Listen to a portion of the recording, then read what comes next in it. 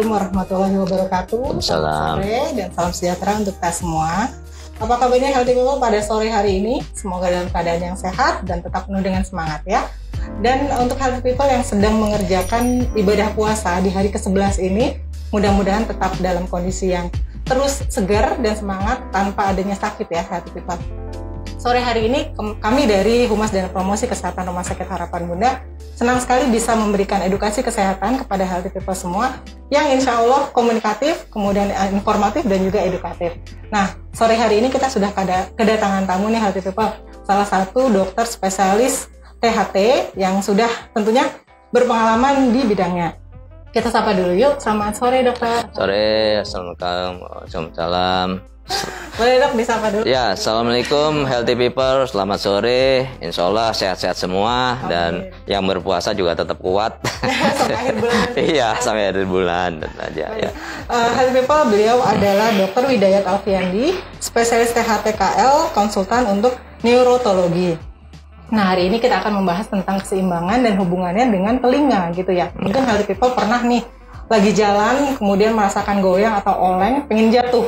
Nah, ini ada masalah keseimbangan mungkin ya. Nah, kita akan tanya-tanya nanti dengan Dr. Widayat. Dan juga Healthy People jika ingin mengajukan pertanyaan, boleh boleh chat ya di live Instagram hari ini atau DM di Instagram Rumah Sakit Harapan Bunda. Nanti selama 20 sampai dengan 30 menit ke depan, kita akan ngobrol-ngobrol dengan beliau dan mendapatkan edukasi ataupun pencerahan nih tentang keseimbangan dan juga telinga gitu ya. Nah dokter, sebelum kita mulai dok untuk lebih lanjut lagi, nah ini saya ingin tanya dok, untuk hubungan antara telinga dengan keseimbangan ini seperti apa dokter? Ya, sebelum saya masuk ke situ ya, saya mungkin menjelaskan dulu apa itu gangguan keseimbangan ya sebetulnya. Ya memang yang paling dikenal oleh mungkin Healthy People ya, jadi itu sebetulnya pusing berputar atau vertigo lah gitu ya, vertigo muter gitu ya itu. Nah itu sebetulnya nanti bisa berasal dari otak ya, bisa juga berasal dari telinga sebetulnya gitu. Jadi malah sebagian besar kasus nih ya itu kebanyakan asalnya dari telinga. Tapi kan yang namanya persepsi vertigo kan di kepala. Jadi banyak mungkin saja Healthy People yang belum tahu malah ke dokter misalnya dokter neurologi lah gitu, dokter saraf ya. Tidak apa-apa ya, nanti kan kita juga bekerja sama gitu ya. Karena memang persepsinya di otak gitu misalnya di kepala kita.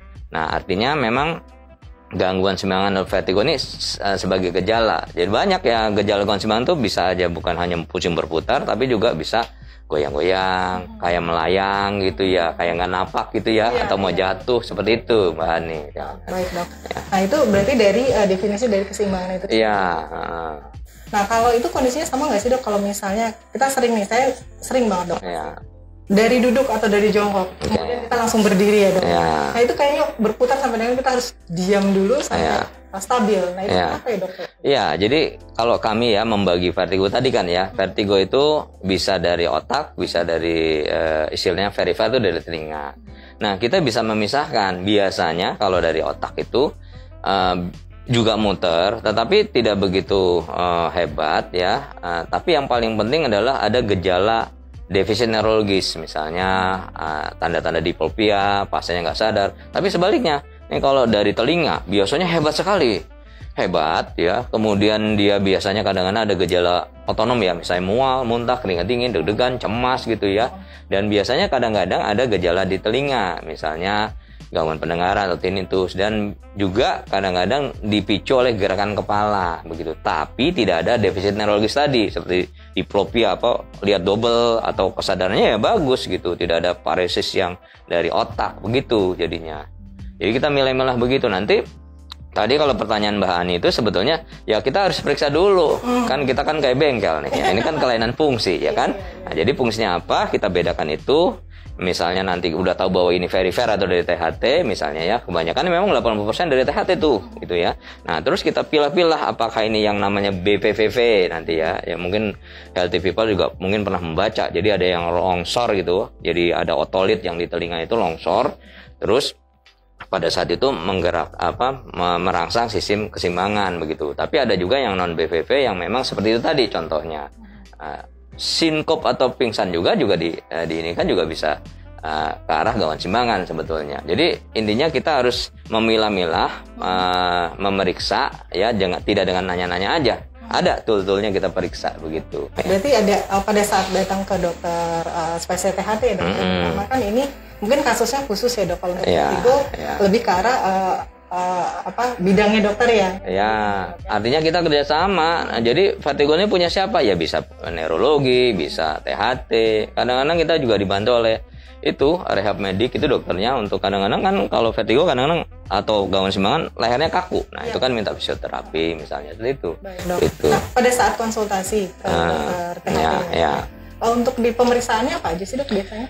Iya, ada yang pemeriksaan sederhana, ada yang juga objektif ya. Intinya ginilah, kalau misalnya pasien datang saya bagi dalam 2 setengah. Misalnya akut atau serangan gitu ya. Kalau lagi akut serangan dengan pemeriksaan sederhana aja, misalnya head thrust test ya, atau head test ya, ini memang secara medis ya, dokter yang tahu ya. Itu kita bisa lihat tandanya gitu, karena disenggol sedikit dengan pemeriksaan sederhana gitu ya. Misalnya dia gangguan keseimbangan vertigonya udah baru 3 hari gitu, kelihatan gitu misalnya. Nah itu artinya kita dengan memeriksa pemeriksaan yang memang khusus. Ada yang sederhana, tapi ada juga yang pakai alat gitu. Ada yang pakai Frenzel, ada video Frenzel. Misalnya contoh, Bapak, Ibu misalnya, Pak, apa keluhannya? Muter nih. Udah berapa lama? 6 bulan yang lalu. Ya kan? Nah, artinya sekarang gimana? Sekarang sehat-sehat aja. Ya, artinya kan kalau kita periksa dengan pemeriksaan sederhana nggak muncul gitu. Cuma masalahnya kalau lagi akut, lagi serangan, kan kita biasanya meriksa keseimbangan tuh memprovok, jadi menggerakkan itu. Takut pasiennya. Makanya kita perlu waktu, perlu ya informed consent, perlu ya siraman rohani lah, jelasin bahwa ini karena kadang-kadang pasien itu cemas gitu, iya cemas dan takut begitu ya. Karena khawatir juga kalau ya takut jatuh gitu, apalagi udah punya pengalaman vertigo gitu ya. Sebetulnya vertigo ini dijual di Jakarta gitu. Dijual gimana? Iya. Coba Mbak Hani pergi ke Ancol, pernah kan? Naik tornado apa vertigo? Vertigo kadang-kadang ada yang kuat dan enggak kan gitu. Tapi kan orang itu dipicu oleh gerakan yang cepat. Tapi bayangkan ada orang yang nggak ada apa-apa, tiba-tiba muter, takut dia gitu. Nah itu makanya. Itu dia kadang-kadang minta pertolongan, kadang-kadang cemas sampai teriak gitu kira-kira. Baik dok. Nah ini tadi dokter ada yang bilang kalau akut atau serangan. Nah sebenarnya ini adalah kategori dari vertigo itu sendiri atau bukan sih dok? Tingkatan-tingkatannya atau? Enggak, masalah berat apa enggak kan sebetulnya justru kalau misalnya gangguan keseimbangan ya atau vertigo yang dari telinga itu alhamdulillah bisa disembuhin gitu. Tapi kan perlu waktu, kadang-kadang perlu latihan seperti itu ya. Nah, kalau misalnya sentral artinya dari otak ya, apalagi pada stadium terminal ya agak sulit gitu, mengancam nyawa. Tapi kalau yang dari telinga ya gitu ya, nah itu vertigonya insya Allah bisa disembuhin gitu ya. Taunya itu dari telinga atau dari otak, berarti dari pemeriksaan? Ya tadi pemeriksaannya, iya ada ilmu khusus memang dokter. Ya harusnya sih dokter THT sudah tahu ya gitu ya, bagaimana membedakan tadi apakah ini dari sentral otak, apakah dari telinga. Nanti kalau dari telinga apakah ini BVV atau non BVV. Non BVV itu banyak nanti. Nanti salah satunya ada menirdisis mungkin pernah tahu ya, atau misalnya neuritis vascularis, itu bisa kelihatan semua begitu. Itu termasuk kalau ada kondisi tumor di... Bisa, ya. Kalau tumor di otak kan lain lagi nanti kita ya. Artinya itu sentral. Ada pasti ada gejala-gejala defisit neurologis misalnya, ya gitu. Nah, dibutuhkan pemeriksaan penunjang juga nggak sih dok biasanya? Iya, itu tadi namanya pemeriksaan tadi keseimbangan. Kadang-kadang misalnya kalau misalnya kita, maksud saya gini, CT scan gitu atau misalnya MRI. Ya kalau kita menduga ini ada sesuatu di otak atau di apa, biasanya sih kan kita konsulkan ke neurologi. Makanya kita kerjasama.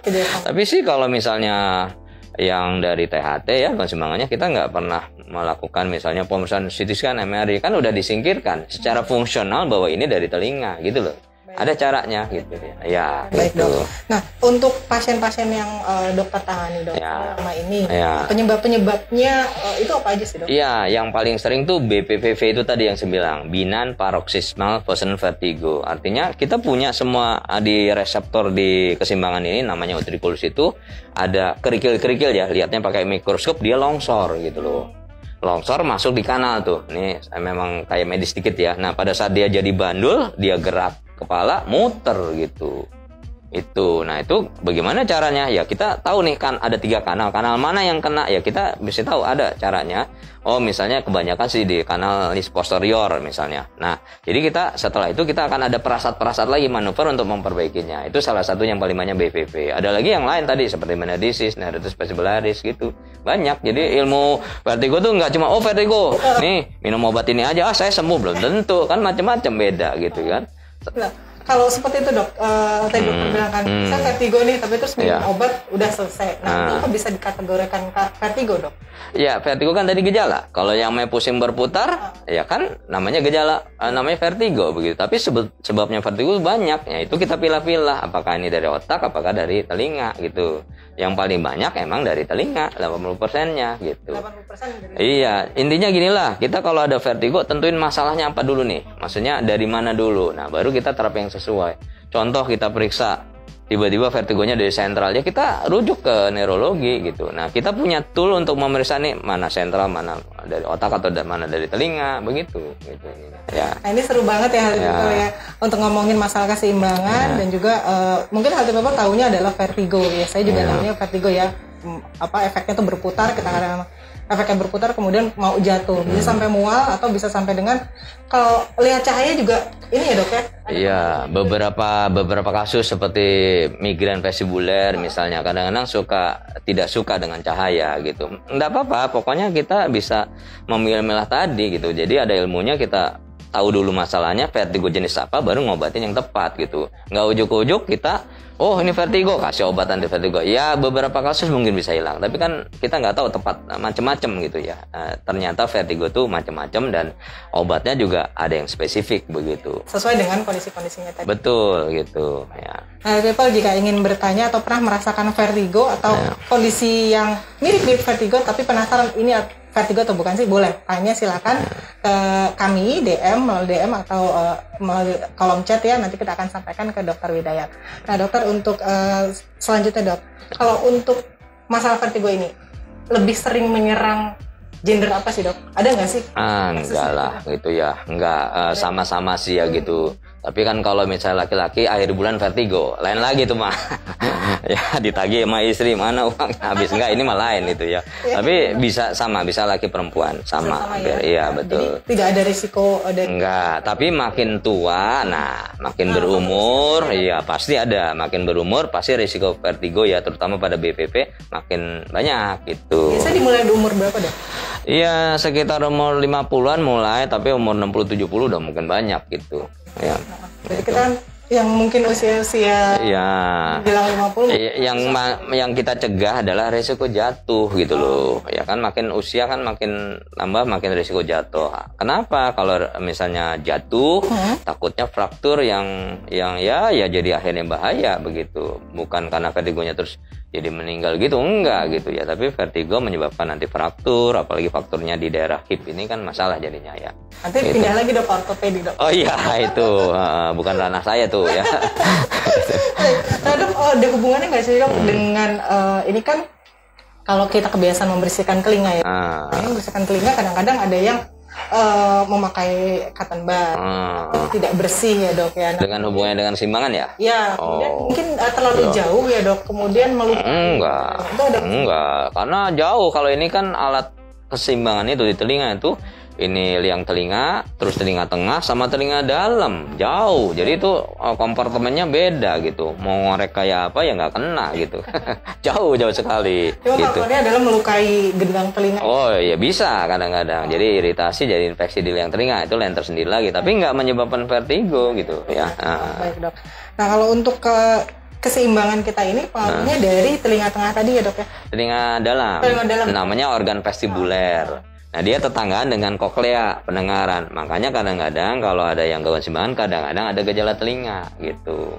Bisa mengurangi fungsi pendengaran juga nggak dok? Ya enggak, tapi bisa bertahan. Misalnya contoh Meniere's disease itu satu gejala ya, sindrom Meniere itu ada vertigo hebat, ada gangguan pendengaran yang fluktuasi, ada tinnitus begitu. Tidak masing-masing oh ini kena terus mendengar ini ya, satu paket gitu. Paketnya nggak hemat tapi itu. Ya. Baik dok. Nah, ada nggak sih dok penyakit lain kayak yang mungkin jadi mempengaruhi keseimbangan dari telinga tadi, dokter? Maksudnya penyakit lain, misalnya lain seperti DM segala macam. Ya tentu saja ya. Kita nih kalau di gangguan keseimbangan yang perifer atau dari telinga ya, telinga dalam tentu saja ya, organ vestibular itu biasanya nanti kadang-kadang suka on off gitu loh. Kenapa? Kalau misalnya dia capek, kurang tidur, daya tahan turun, misalnya ada penyakit-penyakit lain lah gitu ya, atau misalnya penyakit ada DM atau apa, hipertensi, tapi bukan bukan memicu ini ya sebabnya ya.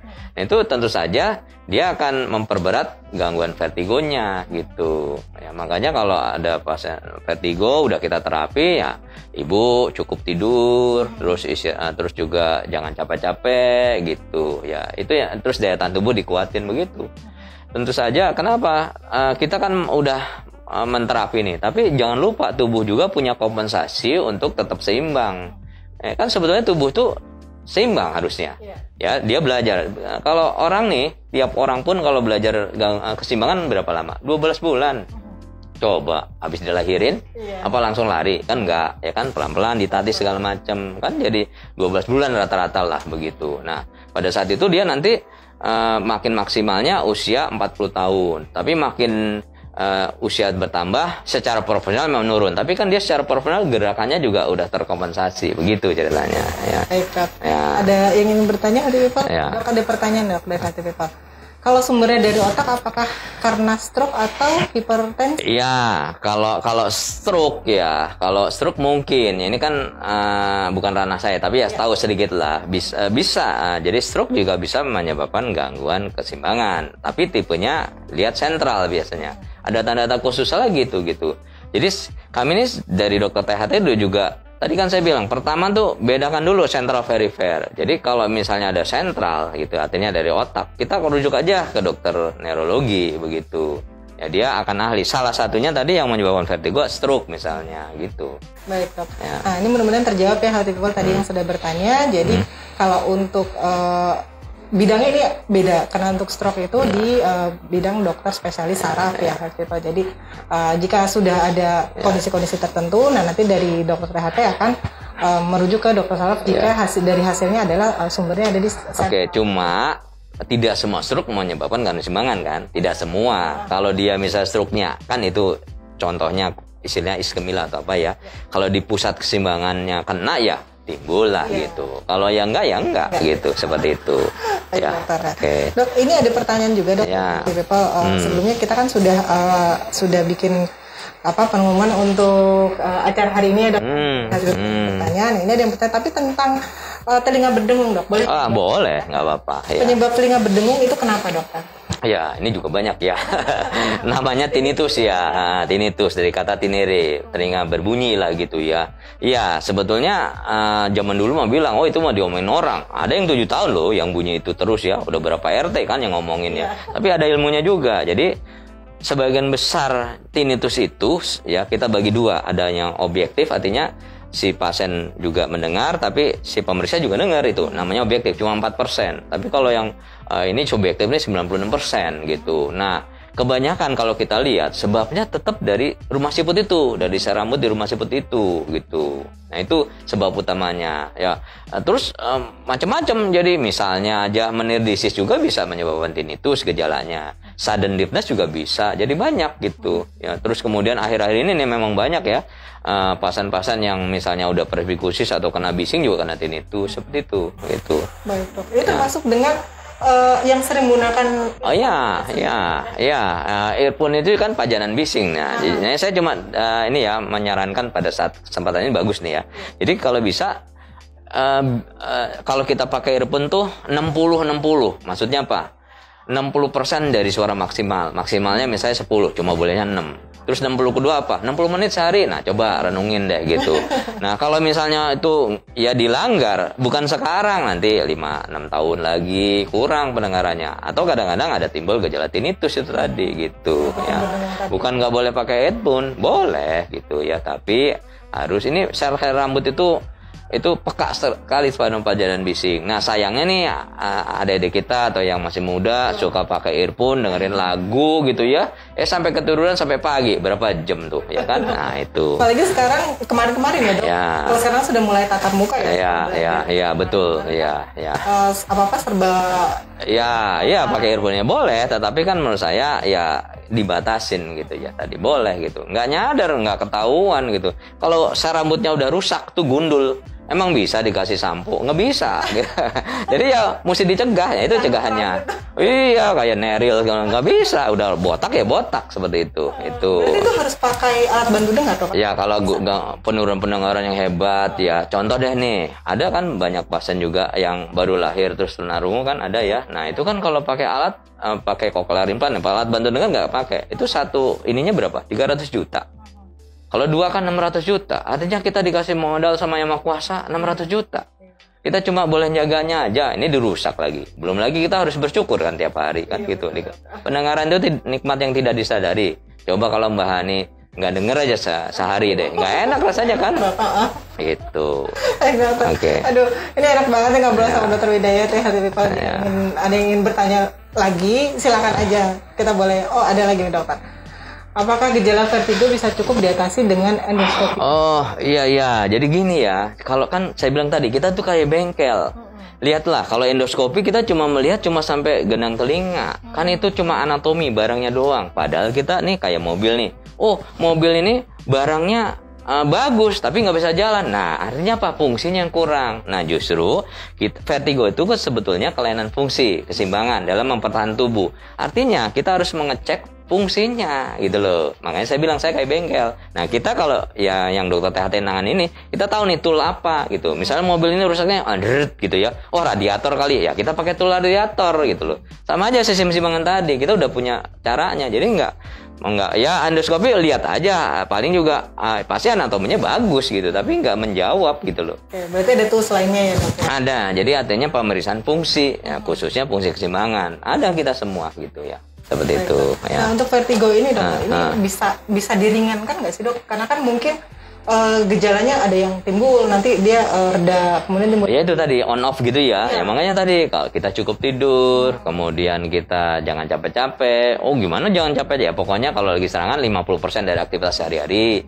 Terus daya tahan tubuh yang dikuatin. Nah jangan lupa biasanya nanti ada latihan-latihan untuk keseimbangan. Nah itu dokternya akan memberikan tuh jenisnya apa, latihannya gimana gitu. Silakan saja gitu lakukan. Nah itu biasa latihan-latihannya itu diarahkan oleh dokter. Dokter nanti dikasih contoh, terus nanti di rumah nih dikasih kadang-kadang saya suka ngasih skema ini apa gambar nih latihannya nih saya ajarin dulu. Nah di rumah gitu dilatih.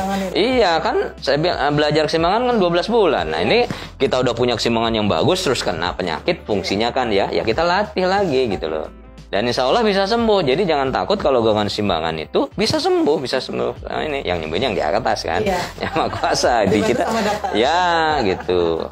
Baik, Healthy People, ini menarik banget untuk obrolan sore hari ini ya tentang vertigo. Juga mungkin Healthy People ada yang pernah merasakan gitu ya, tapi nggak berani bertanya. Mungkin silakan bertanya. Atau jika memang ada keluhan, mau datang langsung ketemu sama Dokter Widayat, silakan aja, ada di Rumah Sakit Harapan Bunda ya, gitu ya.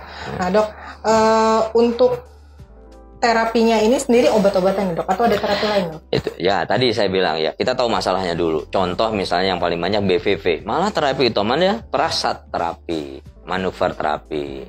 Jadi tidak dengan obat gitu. Tapi beberapa nanti kalau yang non BVV misalnya penyakit kita anggap neuritis vestibularis lah misalnya. Nah, pada saat keadaan serangan kita berikan obat-obatan yang anti vertigo banyak sih ya gitu ya kita ya misalnya salah satunya betaistin gitu ya.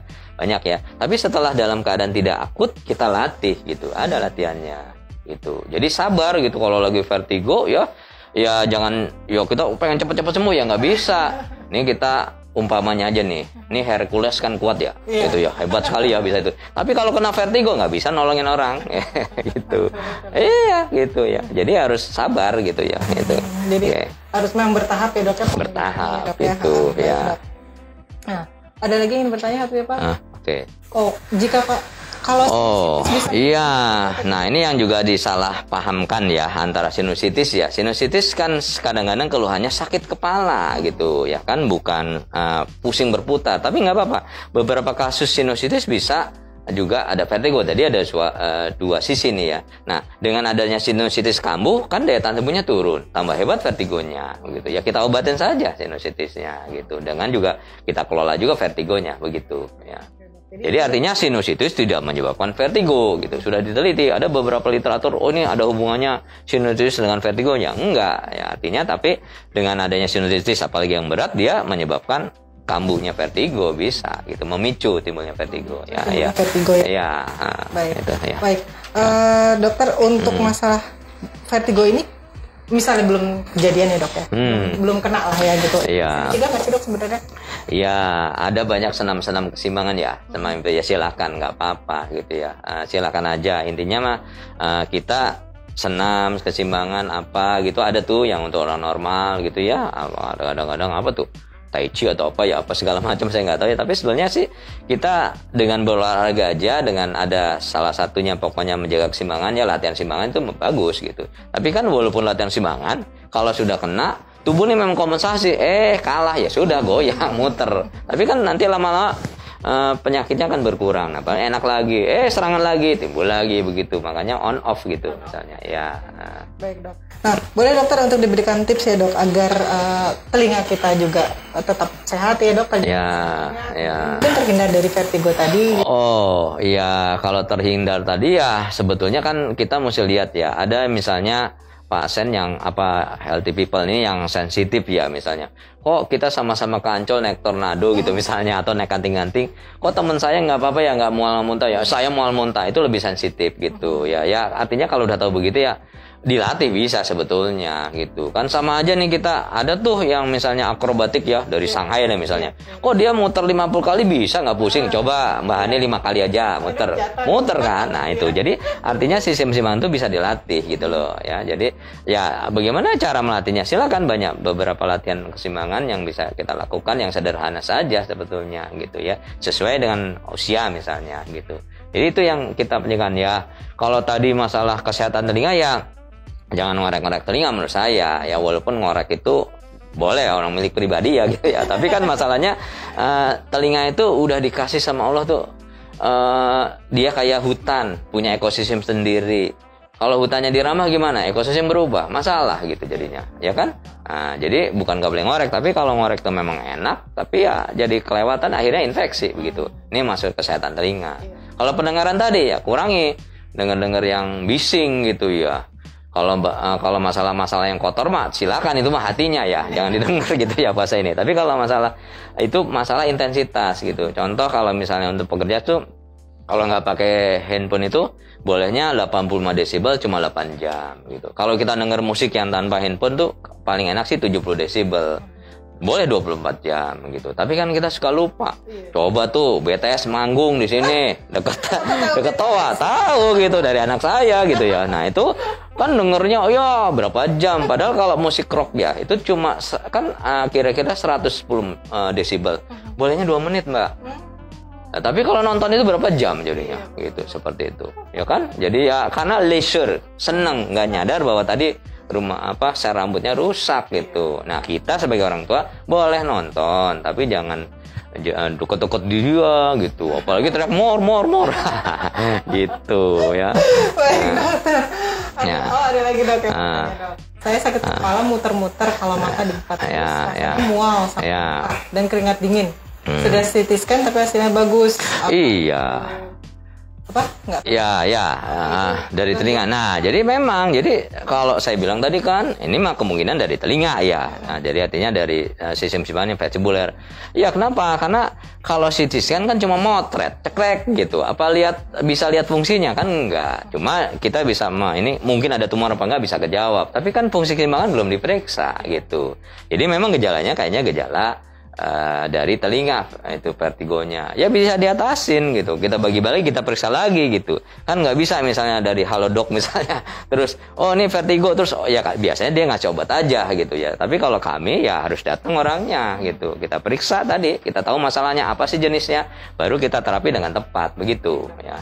Tapi dari gejala yang tadi tuh biasanya kelihatannya sih dari telinga. Makanya CT scan-nya bagus-bagus aja gitu ya. Tetap harus datang lagi ke dokter ya healthy people. Iya, artinya dokter yang memang biasanya si THT itu. Dokter THT biar nanti ada pemeriksaan. Ya di harapan saya udah 22 tahun, 23 tahun praktek.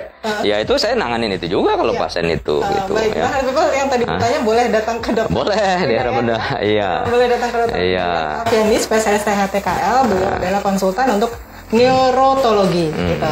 Nah, beliau ada praktek di Rumah Sakit Harapan Bunda di hari Senin, Rabu dan Jumat di jam 16.30 sampai dengan jam 18. Jadi hari ini praktek ya, Dok? Praktek ini gitu. Mau langsung ke Harapan Bunda silakan.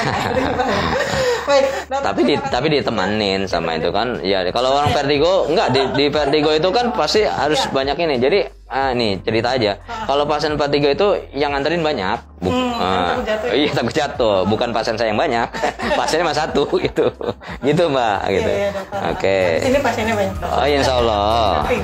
Yang penting gini, saya sih yang penting bukan masalah banyak apa enggaknya. Itu ilmu saya manfaat enggak gitu aja. Insya Allah gitu ya. Baik healthy people, mudah-mudahan untuk edukasi hari ini bermanfaat buat healthy people dan keluarga juga ya. Sekali lagi Dr. Widayat Alfiandi, spesialis THT-KL, beliau adalah konsultan neurologi di Rumah Sakit Harapan Bunda. Ada praktek di hari Senin, Rabu dan Jumat di jam 16.30 sampai dengan jam 18 gitu ya healthy people. Nah, healthy people bisa terus mengikuti kegiatan-kegiatan atau promo-promo atau edukasi-edukasi yang ada di Rumah Sakit Harapan Bunda di IG Rumah Sakit Harapan Bunda. Tentunya sudah follow ya healthy people ya, RS Harapan Bunda _JKT, dan juga bisa subscribe di YouTube channel kami di RS Harapan Bunda _JKT juga alamat YouTube-nya. Di sana akan ada banyak sekali edukasi-edukasi kesehatan yang sudah pernah kita tayangkan IG live-nya. Kita akan tayangkan lagi di sana, jadi biar healthy people bisa melihat kembali acara tersebut ya gitu. Jadi menambah banyak edukasinya. Begitu juga dengan hari ini healthy people, ditunggu juga untuk di YouTube channel Harapan Bunda. Nanti akan kita pasang juga untuk hasil dari obrolan kita hari ini. Nah healthy people, terima kasih banyak atas atensinya. Jangan lupa tetap lakukan protokol kesehatan ya healthy people. Yang belum booster vaksin silakan booster vaksin ya. Dokter udah booster belum? Sudah, kan dari 1 tahun yang lalu di sana di RSM kalau saya mah gitu ya. Baik, untuk nakes-nakes biasanya sudah lama ya 1 tahun. Iya, udah. Nah, people jika ada yang belum vaksin segera vaksin. Jika ada yang belum booster silakan booster juga. Mumpung nih mau mudik sekarang ada lagi aturannya Dok. Oh ya, ya. Jadi mungkin bisa dimanfaatkan juga untuk kesehatan kita bersama. Sekali lagi dari kami mengucapkan terima kasih banyak healthy people, keep healthy and happy.